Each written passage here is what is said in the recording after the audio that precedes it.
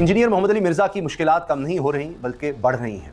अगरचे कुछ लोगों ने अपने ख्यालात बदले हैं, उनके बारे में नरम रवैया दिखाया है या कहा कि नहीं इस तरह का मुकदमा नहीं बनता, वो लोग जो उनसे मुनाजरे के चैलेंजेस देते रहे, उनके खिलाफ बात करते रहे, आज वो ये कह रहे हैं कि जी इस तरह का मुकदमा नहीं बनता उनके खिलाफ।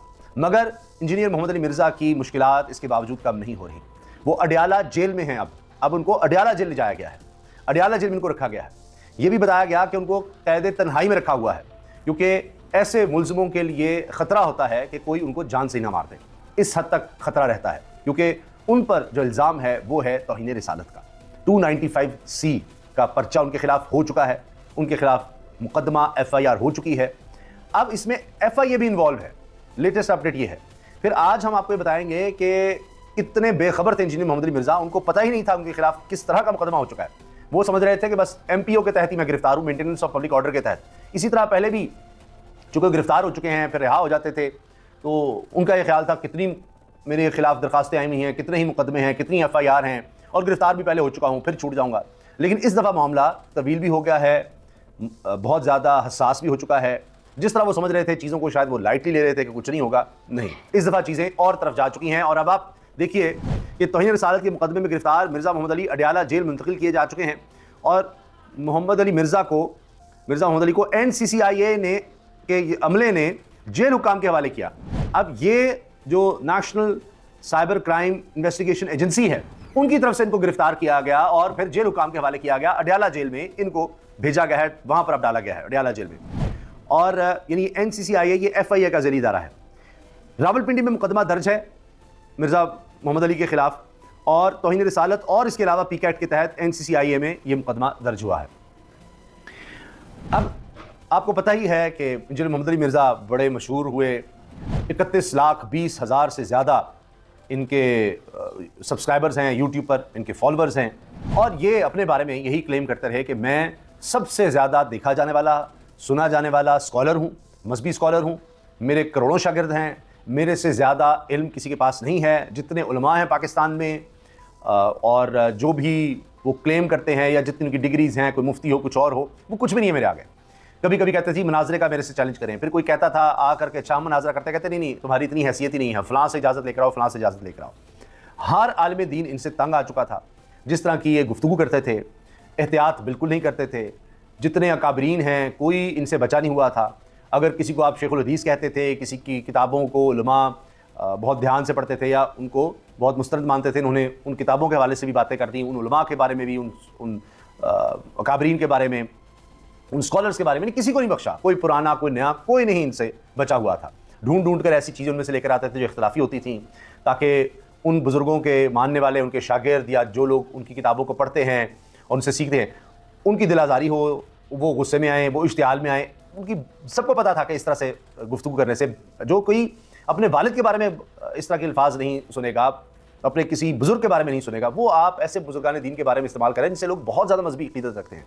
ये नहीं कि चंद 100 लोगों की मैं बात कर रहा हूँ, हज़ारों लाखों लोग जिनसे अक़ीदत रखते हैं, उनके नाम ले लेकर, उनकी किताबों के हवाले दे देकर, भाई इंसान है, छपाई में पता नहीं किस किस दौर की किताबें हैं कि जब हाथ से किताब लिखी जाती थी, आगे पीछे किसने क्या लिख दिया, बशरी तकाज़े से गलतियाँ हो सकती हैं, कोई ऊंच नीच हो सकती है किसी भी इंसान से, उसकी अपनी सोच से, उनके हालात के मुताबिक। तो उन्हीं चीज़ों को आपने सामने लेकर आना है, उन्हीं कॉन्ट्रोवर्सीज़ को छेड़ना है। तो उनकी दीन की जो और खिदमात हैं उन पर बात नहीं करनी, उनको अप्रिशिएट नहीं करना। तो ये तो मैंने सिर्फ आम जो हमारे बुज़ुर्ग गुजरे हैं, बड़े बड़े नाम हैं, उनकी बात की है।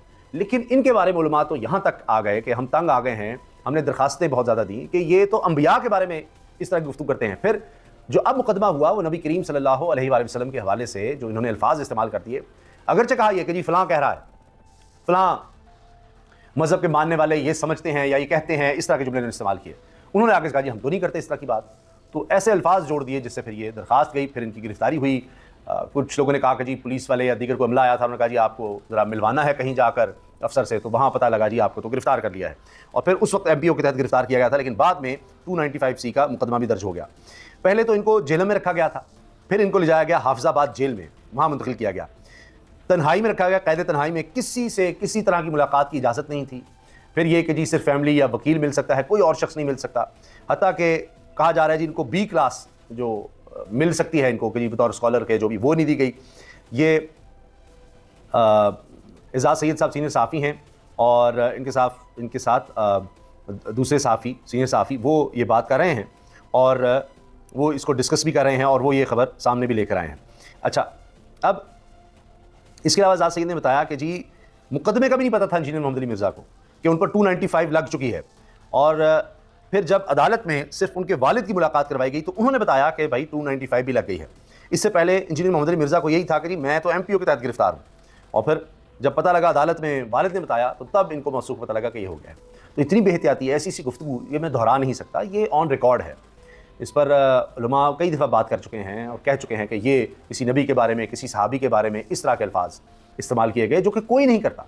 फिर जब कहते हैं कि आप मजहबी स्कॉलर हैं, आपको तो सबसे ज़्यादा पता है, तो तब तो और ज़्यादा एहतियात और ज़्यादा अदब की ज़रूरत है। मगर वो एक तसलसल था। अब ये भी कहा जा रहा है कि जी अच्छा अगर ये 295 नहीं है तो दीगर जो मुकदमे इन पर बनते हैं, जो इन्होंने सहाबा या दीगर लोगों की दिल आज़ारी की है, बुज़ुर्गों का नाम ले लेकर और बहुत सी बातें इस तरह की, तो उसका क्या है? तो ये बातें भी इनके हवाले से हो रही हैं। ये सुनिएगा एजाज सईद साहब ने इस बारे में क्या खबरें दी हैं।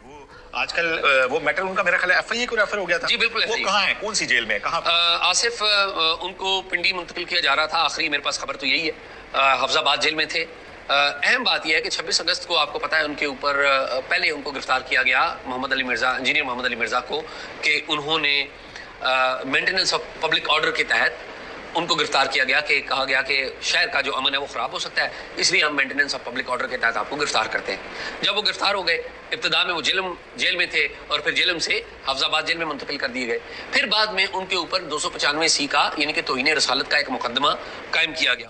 अच्छा, अब ये फैमिली के मेंबर, मैं नाम अब ये बता रहे हैं कि किस तरह को पता लगा मुकदमा बन गया उसके बाद? जेलम में भी और जेलम के बाद हफ्जाबाद में भी।